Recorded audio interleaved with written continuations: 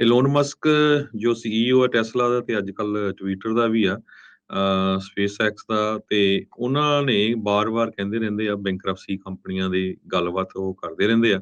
ਉਸ ਨੂੰ ਦੇਖਦੇ ਹੋਏ ਟੈਸਲਾ ਦੇ ਸਟਾਕ ਉਹਨਾਂ ਨੇ ਬਿਲੀਅਨਸ ਆਫ ਡਾਲਰ ਦੇ ਉਹ ਸੈੱਲ ਕੀਤੇ ਆ ਤਾਂ ਕਿ ਜੋ ਟਵਿੱਟਰ ਆ ਉਸ ਦੀ ਬੈਂਕਰਪਸੀ ਨਾ ਕਰਨੀ ਪਵੇ। ਇਹ ਨਿਊਯਾਰਕ ਟਾਈਮ ਨੇ ਰਿਪੋਰਟ ਕੀਤਾ ਹੈਗਾ ਆ। ਇਸੇ ਤਰ੍ਹਾਂ ਫੇਸਬੁੱਕ ਨੇ ਜੋ 11,000 ਵਰਕਰਸ ਲੇ ਆਫ ਕੀਤੇ ਆ, ਹੁਣ ਫੇਸਬੁੱਕ ਦੇ ਬਹੁਤ ਸਾਰੇ EMPLOYE ਇਹ ਸਾਰਾ ਬਲੇਮ ਫੇਸਬੁੱਕ ਦੇ CEO ਮਾਰਕ ਜ਼ਕਰਬਰਗ ਤੇ ਹੋਰ ਮੈਨੇਜਮੈਂਟ ਦੇ ਉੱਤੇ ਲਾ ਰਹੇ ਆ। ਕਹਿੰਦੇ ਵੀ ਉਹਨਾਂ ਨੇ ਜੋ ਸਾਰਾ ਕੁਝ ਆ ਜੋ ਆਉਣ ਵਾਲਾ ਸੀ ਉਹਦੇ ਉੱਤੇ ਵਰਕਆਊਟ ਨਹੀਂ ਕੀਤਾ। 18 ਸਾਲਾਂ ਦੇ ਇਤਿਹਾਸ ਵਿੱਚ ਫੇਸਬੁੱਕ ਨੇ ਪਹਿਲੀ ਵਾਰੀ 13% ਆਪਣੀ ਵਰਕਫੋਰਸ ਜੋ 1100 EMPLOYE ਆ ਉਹ ਲੇ ਆਫ ਕੀਤੇ ਆ। ਕਹਿੰਦੇ ਪਈ ਮੈਨੇਜਰ ਸਿਰਫ ਜ਼ੂਮ ਕਾਲਾਂ ਹੀ ਕਰਦੇ ਸੀ।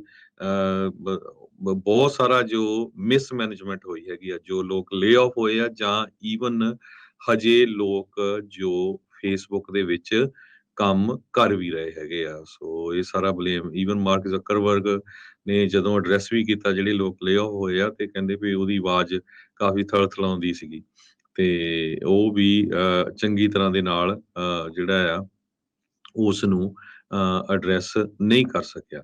ਸੋ USA ਦੇ ਵਿੱਚ ਜੇ ਓਵਰਆਲ ਆਪਾਂ ਲੇ ਆਫ ਦੀ ਗੱਲ ਕਰਦੇ ਜਾਈਏ ਹੁਣ ਤੱਕ ਟੈਕ ਇੰਡਸਟਰੀ, ਸੋ ਦੋ ਵੱਡੀਆਂ ਇੰਡਸਟਰੀਆਂ ਜਿਸ ਨੇ USA ਦੀ ਇਕਨੋਮੀ ਨੂੰ ਅਸਮਾਨ ਵੱਲ ਲੈ ਕੇ ਜਾ ਰਹੀ ਸੀ, ਇੱਕ ਰੀਅਲ ਸਟੇਟ ਤੇ ਦੂਸਰੀ ਟੈਕ ਇੰਡਸਟਰੀ।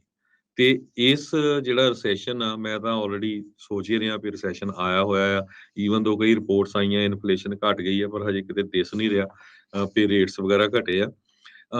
ਜੋ ਦੋ ਚੀਜ਼ਾਂ ਰੀਅਲ ਸਟੇਟ ਤੇ ਟੈਕ ਇੰਡਸਟਰੀ ਨੇ ਇਕਨੋਮੀ 'ਚ ਬਹੁਤ ਵੱਡਾ ਯੋਗਦਾਨ ਪਾਇਆ ਪਿਛਲੇ ਸਾਲਾਂ ਦੇ ਦੌਰਾਨ, ਤੇ ਦੋਨੋਂ ਹੀ ਸਭ ਤੋਂ ਜ਼ਿਆਦਾ ਹਰਟ ਹੋਈਆਂ ਆ। 4 ਵਾਰ 0.75 ਬੇਸਿਸ ਪੁਆਇੰਟ ਇੰਟਰਸਟ ਰੇਟ ਵਧਾਉਣ ਦੇ ਨਾਲ ਇਹਦਾ ਸਾਰਾ ਅਸਰ ਪਿਆ।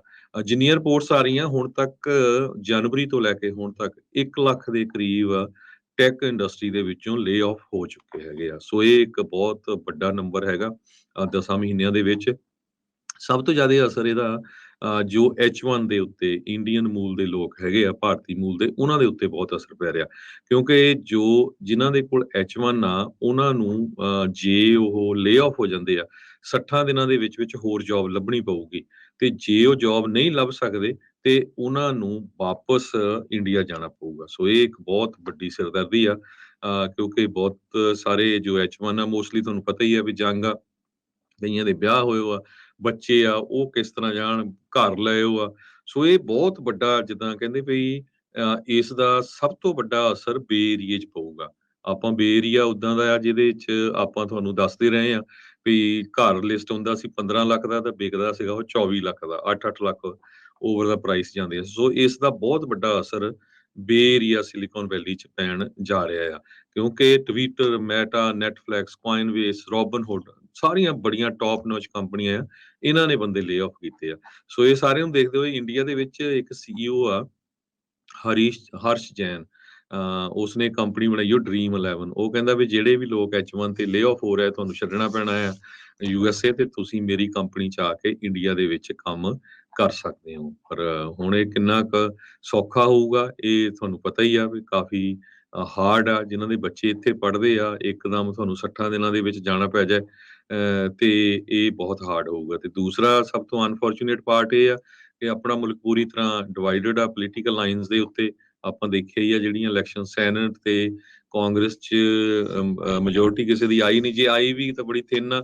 ਤੇ ਇਮੀਗ੍ਰੇਸ਼ਨ ਦੇ ਮੁੱਦੇ ਨੂੰ ਲੈ ਕੇ ਮੈਨੂੰ ਨਹੀਂ ਲੱਗਦਾ ਆਉਣ ਵਾਲੇ 2 ਸਾਲਾਂ 'ਚ ਕੋਈ ਜੋ ਲਾਅ ਆ ਉਹ ਪਾਸ ਹੋ ਜਾਏ, ਜਾਂ ਇਦਾਂ ਹੀ ਹੋਵੇ ਵੀ ਭਾਈ ਜਿਹੜੇ ਲੋਕ ਲੇ ਆਫ ਹੋਏ ਆ ਉਹਨਾਂ ਨੂੰ ਸਾਲ ਦੀ ਐਕਸਟੈਂਸ਼ਨ ਦਿੱਤੀ ਜਾਂਦੀ ਆ 60 ਦਿਨਾਂ ਨਾਲੋਂ, ਕਿਉਂਕਿ 60 ਦਿਨਾਂ 'ਚ ਸਾਰੀਆਂ ਕੰਪਨੀਆਂ ਨੇ ਤਾਂ ਫਰੀਜ਼ਿੰਗ ਕੀਤੀ, ਉਹ ਤੇ ਹਰ ਵੀ Yeah. ਕੌਣ ਕਰੂਗਾ। ਸੋ ਇਹ ਇੱਕ ਬਹੁਤ ਵੱਡੀ ਸਿਰਦਰਦੀ ਜੋ ਭਾਰਤੀ ਮੂਲ ਦੇ IT ਵਰਕਰਸ ਆ ਉਹਨਾਂ ਦੇ, ਪਰ ਕੱਲਾ ਭਾਰਤੀ ਨਹੀਂ ਜਾਂ ਚਾਈਨੀਜ਼ ਮੂਲ ਜਿਹੜੇ ਬਾਹਰੋਂ ਆਏ ਹੈਗੇ H1 ਤੇ, ਉਹਨਾਂ ਲਈ ਬਹੁਤ ਵੱਡੀ ਸਿਰਦਰਦੀ ਹੈ।